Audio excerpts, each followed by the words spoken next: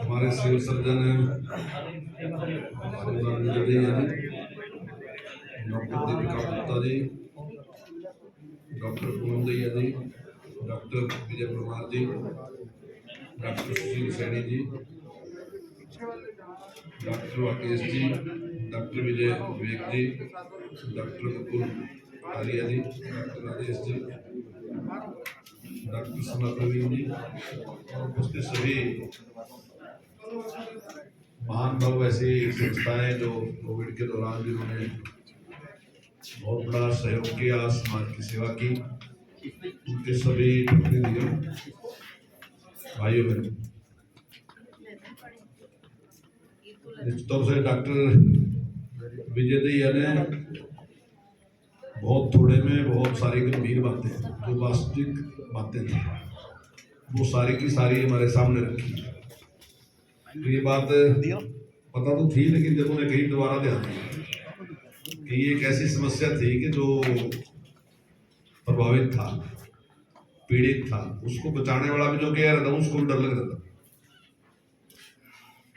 वो इस बात के लिए तो तैयार था कि मैं इसको बचाऊं, लेकिन बचाने के साथ साथ वो भी खतरे के दायरे में था।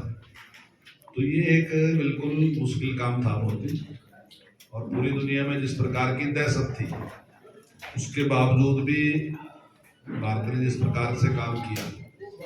और मेरे ध्यान है कि जब कोविड आया तो चाइना के कुछ अखबारों में लिखा था कि केंद्र जो होगा इसका भारत होगा और सबसे बड़ा नुकसान भी भारत में होगा, लेकिन वैसा होया नहीं। अगर उससे ये बचाव होया तो इसमें सबसे बड़ा जो योगदान है वो जहाँ डॉक्टरों का बहुत बड़ा योगदान है, वहीं समाज में जो काम करने वाले आप जैसी संस्थाएं हैं उनका बहुत बड़ा योगदान है। पूरे देश ने इस लड़ाई को अपनी लड़ाई मान लिया और बहुत सी संस्थाएं मैदान में आई, उन्होंने इसमें बचाव का काम किया और जिस गंभीरता के साथ लोगों ने काम किया वो अपने आप में एक मिसाल है। और हमारा अपना तो हमारी जान बची, लेकिन देश का एक मैसेज दुनिया में भी गया और दुनिया जो ये समझ रही थी, हमें कहीं बहुत पीछे समझ रही थी, तो उनके भी दिमाग में एक बात आई कि भारत पीछे नहीं, बहुत मजबूत है।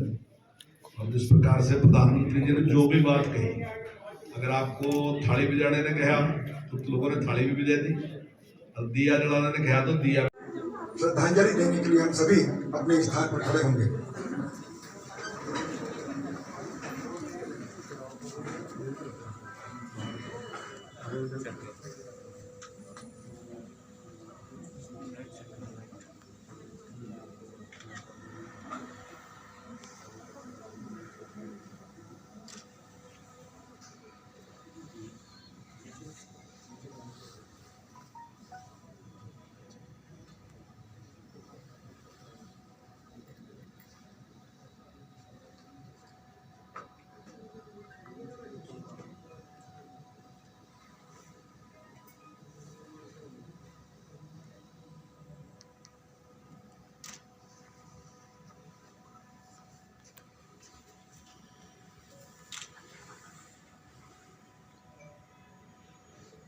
निकाला है, हम सभी जोरदार तालियां बजाएं।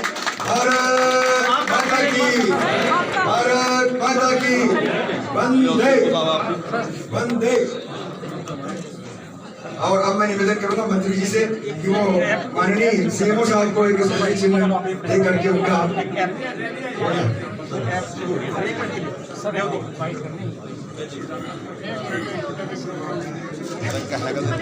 सेवा भारती राष्ट्रीय स्वयंसेवक संघ और आर्ट ऑफ लिविंग यमुनानगर और उनके प्रतिनिधि श्री राजेश जी, आदरणीय श्री मान सिंह जी, माननीय जिला संचालक समाज मंदिर यमुनानगर श्री रमेश पहुजा जी, विभोर पहुजा जी, यश वर्मा जी, उसके बाद अग्रवाल समाज जगाधरी श्री ललित गुप्ता, श्री विकास बंसल जी।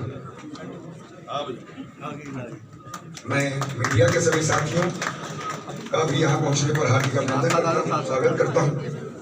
और अरोड़ा वंश समाज श्री के आभारी हैं, उनको बहुत बहुत बधाई है, बहुत बहुत आभार है उन लोगों का कि उन्होंने एक ऐसे टाइम में जब देश के सामने सबसे बड़ी मुश्किल थी और मुश्किल के साथ साथ जो मदद करने वाला था उसको स्वयं खतरा था उस बीमारी के लगने का, लेकिन उसके बावजूद भी उसने जिस प्रकार से मदद की और उस खतरे की परवाह न करते जिस प्रकार से सेवा की, तो वो बधाई के पात्र हैं और हम उनका आभार व्यक्त करते हैं। सर, आज 4 राज्यों में मतदान हो रहा था, बहुत अच्छा रहेगा निश्चित तौर से। और मैं उत्तर प्रदेश में गया, उत्तर प्रदेश का तो मैं दावे के साथ कह सकता हूँ कि निश्चित तौर से भारतीय जनता पार्टी वहाँ पे स्वीप कर रही है। जहाँ तक उत्तराखंड की बात है, वहाँ पर भी जो हमें अभी तक मैसेज मिला हो ये है कि निश्चित तौर से भारतीय जनता पार्टी जीत रही है।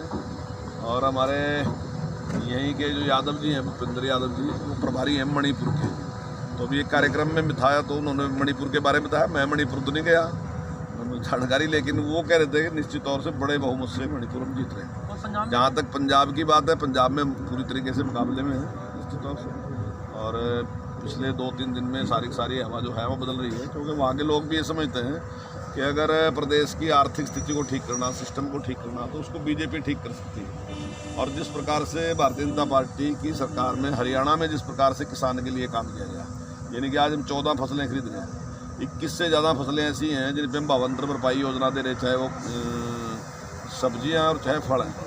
और जिस प्रकार से अन्य डेवलपमेंट भी हो रही है, तो उसको देख के आज पंजाब का व्यक्ति भी समझता है कि अगर पंजाब की स्थिति को कोई ठीक कर सकता है तो केवल बीजेपी ही ठीक कर सकती है। बाकी लोग तो भगाने का काम कर रहे हैं। जैसे अभी केजरीवाल जी ने कहा है कि भाई हम 1,000 रुपये प्रति एक महिला को देंगे, कांग्रेस ने कह दिया कि हम 2,000 रुपये महिला को देंगे, और हालात उनके ऐसे हैं कि वो तनख्वाही देने के लिए पैसे नहीं उनके पास।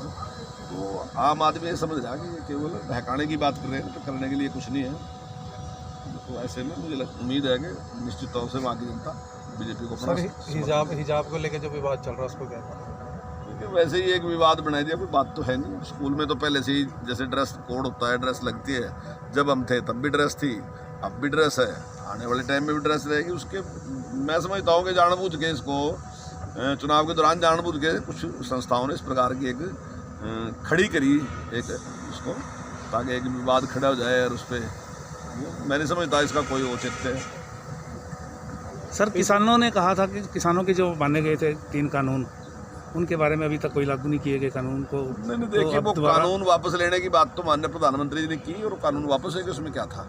बाकी केस वापस लेने में तो एक टाइम लगता है, केस वापस श्रीमान विजय दहिया जी, डॉक्टर दीपिका गुप्ता जी, डॉक्टर पूनम दहिया जी, डॉक्टर विजय परमार जी, डॉक्टर सुशील सैनी जी,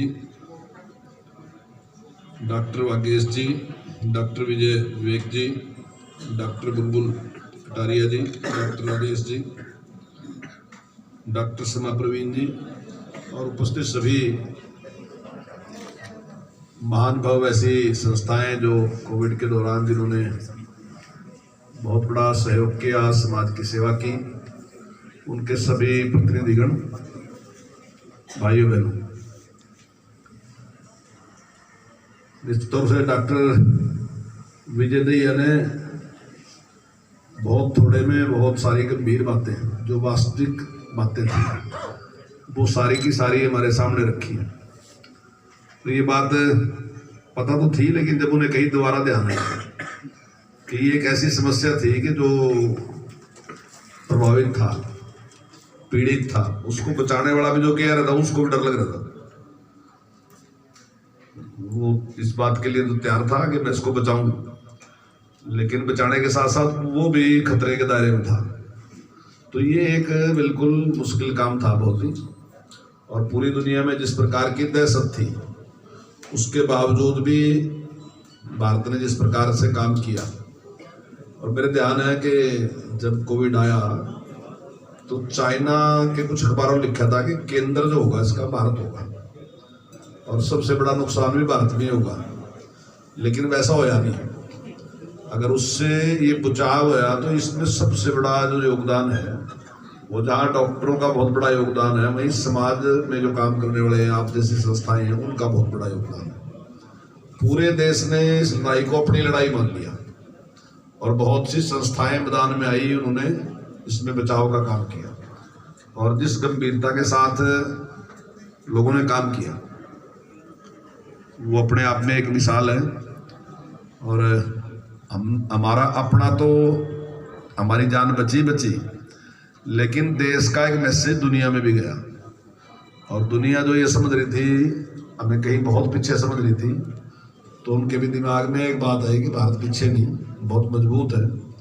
और जिस प्रकार से प्रधानमंत्री जी ने जो भी बात कही, अगर आपको थाली बजाने ने कहा तो लोगों ने थाली भी बजा दी, और दिया जलाने ने कहा तो दिया भी जलाया। और वो मैं समझता हूँ कि प्रोत्साहन देने के लिए था, अपनी एकजुटता दिखाने के लिए था। और वो एकजुटता हम सब ने दिखाई, और आज उसके परिणाम है कि अब ये जो तीसरी लहर है ये लगभग ना जैसी है। वैसे कोई बहुत वो नहीं, क्योंकि इतना वैक्सीनेशन इतना बड़ी मात्रा में हुआ तो उसके बहुत बड़े लाभ, कुछ लोग तो कोई अलग अलग बातें भी कुछ लोग कह रहे, लेकिन वैक्सीनेशन के परिणाम साफ दिख रहे कि तीसरी लहर आने के बावजूद कोई वैक्सीन को लेकर बड़ा उत्साह था और काफ़ी लंबी लंबी कतारें लगी। लेकिन जब केसेस कम हुए तो लोग कुछ लापरवाह हो गए और फिर वैक्सीनेशन के लिए आगे नहीं आ रहे थे। हालांकि बार बार समझाया भी जा रहा था कि एक अंदेशा है, तीसरी वेव भी आ सकती है।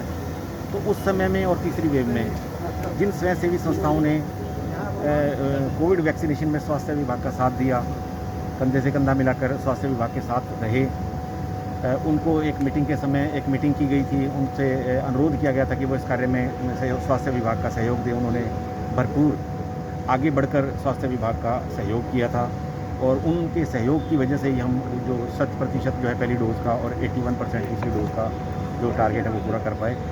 उन्हीं संस्थाओं को आज सम्मानित करने का स्वास्थ्य विभाग ने ये कार्यक्रम कर रहे हैं, जिसमें हमारे यमुनानगर जगाधरी से विधायक श्री कंवरपाल जी और हरियाणा के शिक्षा एवं वन मंत्री जो इन लोगों को सम्मानित करेंगे। कितनी संस्थाएं हैं कुल जो जिनको सम्मान किया? ये लगभग 70 के लगभग संस्थाएं हैं जिनको आज जिन्होंने वैक्सीनेशन में काम किया। उसमें कुछ इंडिविजुअल भी हैं जिन्होंने व्यक्तिगत तौर पे काफ़ी सहयोग दिया है, तो इन सभी लोगों को सम्मानित किया जाएगा। इसके साथ साथ कुछ जो स्वास्थ्यकर्मी हैं या हमारे स्वास्थ्य सहायक हैं जिन्होंने भी कोविड वैक्सीनेशन में अच्छा काम किया, उनको भी माननीय मंत्री जी द्वारा सम्मानित किया जाएगा।